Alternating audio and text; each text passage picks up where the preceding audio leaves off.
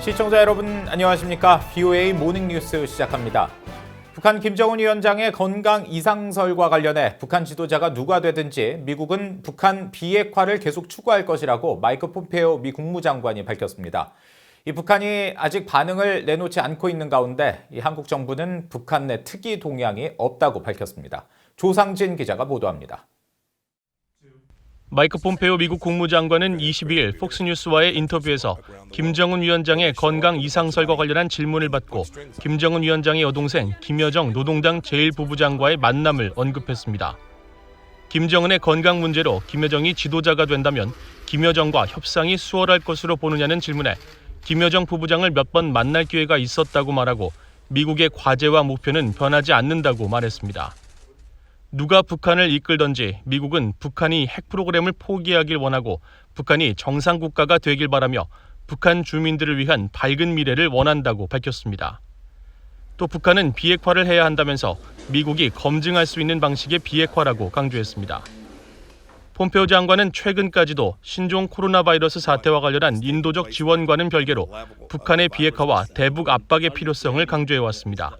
And all nations must remain united in calling on North Korea to return to negotiations and stay committed to applying diplomatic and economic pressure over its illegal nuclear and ballistic missile programs. 이런 가운데 북한의 대외 관영 매체 조선중앙통신은 김정은 위원장이 김일성 주석의 생일인 태양절을 맞아 축전을 보내온 바샤르 알아사드 시리아 대통령에게 사의를 표하는 답전을 22일 보냈다고 보도했습니다. 지난 11일 노동당 정치국 회의 주재 이후 열흘 넘게 공개 행보를 보이지 않고 있는 가운데 건강 이상설에 휩싸인 김 위원장의 대외 활동을 전한 겁니다. 한국 청와대는 23일 국가안전보장회의 NSC 상임위원회를 열어 최근 북한의 동향을 점검했다며 현재 북한 내부에 특이 동향이 없음을 확인했다고 밝혔습니다. 한국 정부 당국자는 BOA와의 전화통화에서 김 위원장이 정상적 업무를 보고 있는 것으로 보인다면서 북한 매체가 외국 정상과의 서신 교환이나 생일상 전달 사실 등 김 위원장의 움직임을 보도하고 있는 점을 근거로 들었습니다. 또 한국 청와대가 지난 21일 측근들과 지방에 머물고 있다고 전한 김 위원장의 현 소재지에 대해서는 추가 정보가 없다고 밝혔습니다. 하지만 한국 내 전문가들은 북한 매체들이 전하는 간단한 동정 기사만으로는 김 위원장의 건강 이상설의 진위를 판단하기 어렵고 북한 매체의 기사는 신변 이상설을 감추기 위한 것일 수 있다면서 향후 상황을 지켜봐야 한다고 지적했습니다. BOA 뉴스 조상진입니다. 미국과 일본 공군이 이른바 죽음의 백조로 불리는 미군 전략폭격기 B-1B 랜서가 참가한 가운데 공중연합훈련을 실시했습니다. 23일 미국 웰스워스 공군기지에 따르면 제37 폭격 비행대대 소속 B-1B 폭격기 한 대가 전날 일본 미사와 주일 미군기지 인근에서 일본 항공자위대 소속 전투기와 연합훈련을 실시했으며 이 훈련에는 미 공군 F-16 전투기 넉 대도 참여했습니다. 앞서 일본 항공자위대도 22일 미국 공군과 함께 오키나와 주변 상공에서 연합훈련을 진행했다고 밝히고 영내 미국과 일본의 공동대처 능력과 작전 기량의 향상을 위해 연합훈련을 진행했다고 설명했습니다. 이번 연합훈련에 참가한 B-1B 전략폭격기는 미국의 3대 전력폭격기로 탑재량이 가장 많아 한 번 출격으로 적지를 융단 폭격할 수 있는 파괴력을 갖추고 있으며 백조 모습을 연상시켜 죽음의 백조라는 별명을 갖고 있습니다. 최근 치러진 한국 국회의원 선거에서 탈북민 2명의 당선은 북한 주민들의 사고 전환의 중요한 계기가 될 것이라고 이 영국 주재 북한공사 출신 태용호 당선인이 밝혔습니다. 최근 불거진 북한 김정은 위원장의 건강 이상설은 확인이 어렵다면서도 여러 동향을 볼 때 수뇌부에 무슨 일이 벌어지고 있는 게 분명해 보인다고 말했습니다. 김영권 기자가 보도합니다. 지난주 한국 총선에서 탈북민 출신으론 처음으로 지역구 국회의원으로 당선된 태용호 당선인이 22일 미국 민주주의진흥재단이 주최한 화상 토론에 참석했습니다. 태용호 당선인은 이번 선거에서 자신과 꽃제비 출신의 탈북 인권운동가 지성호 씨의 당선은 북한 주민들의 사고 전환에 중요한 영향을 미쳤을 것이라고 말했습니다. They are ready to cooperate with the new North Korea or with the new change of North Korea. They will not discriminate, with North Korean elites.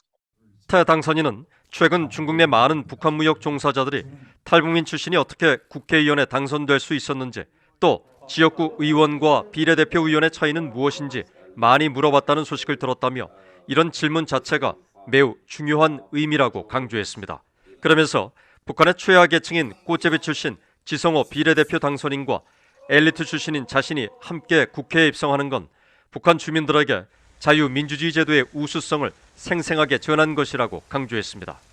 We can tell to North Korean elites and North Korean population that in South Korea, in free and democratic society, there is no discrimination whether you are from a low class.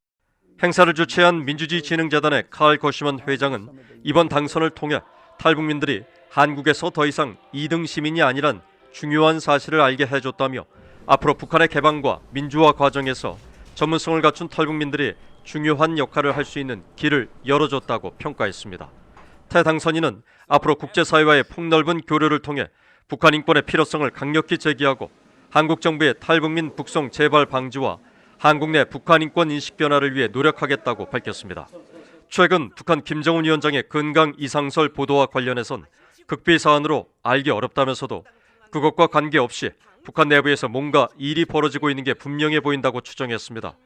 김 위원장의 전례 없는 태양절 금수산 태양궁전 참배 불참과 장기간 해외에 있던 삼촌 김평일의 평양 기원, 고모 김경희의 갑작스런 재등장은 김씨 일가 수뇌부에서 무언가 진행되는 것을 암시한다고 말했습니다. 그러면서 김 위원장이 정말 중태라면 후계자로 김 회장이 나서고 뒤에서 고모인 김경희가 받쳐주는 역할, 김 회장이 권력 통제에 실패할 경우 김평일이 권력을 장악하는 상황도 발생할 수 있다고 예상했습니다. DA 뉴스 김영권입니다.